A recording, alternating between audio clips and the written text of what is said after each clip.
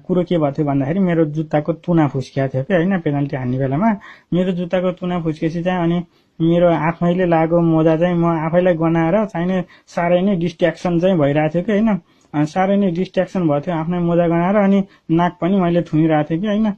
नाक पनि थुन्दाखेरि पनि अझै गनाइ भएर अनि मैले पेनाल्टी हान्नै मिसै पाइनँ होइन अनि कता गर्छ बल भन्ठानेको किप्परको हात चाहिँ गर्छ क्या नि है यो कुरा चाहिँ कसैलाई भनिदिनँ फेरि तपाईँले पनि नभन्नु होला है जस पशुपतिनाथको दर्शन पनि गर्न गर्थ्यो त्यो बेलामा गोलेश्वर माताको दर्शन गर्ने पनि भने हो तर गोलेश्वर माताको दर्शन गर्न चाहिँ बिर्सिएछ होइन त्यही भएर गोलेश्वर माता रिसाएको पनि हुनसक्छ त्यही भएर पनि गोल नभएको हुनसक्छ हेर्नुहोस् पेनाल्टीमा अब देयर आर मेनी फ्याक्टर्स पनि भन्नुपर्छ क्या पेनाल्टीमा गोल नहुनको लागि होइन त्यो गाह्रो छ धेरै एनालाइसिस पनि गर्नुपर्छ किन गोल भएन भनेर भन्दाखेरि चाहिँ है त्यही नि यो पेनाल्टी भन्ने कुरो चाहिँ फेरि डी बाकसभित्र हान्न पर्ने रहेछ कि होइन यो डी बाकसभित्र हान्ने चाहिँ मलाई फेरि खासै मन पर्दैन हेर्नुहोस् होइन आउटसाइड द बाकस हान्ने भएको भए चाहिँ मैले फुत्ता हानेर छिराइदिन्थेँ तर यो डी बाकसभित्र हान्न पर्ने भएर चाहिँ मलाई अलिकति गाह्रो पनि भयो भन्नुपर्छ है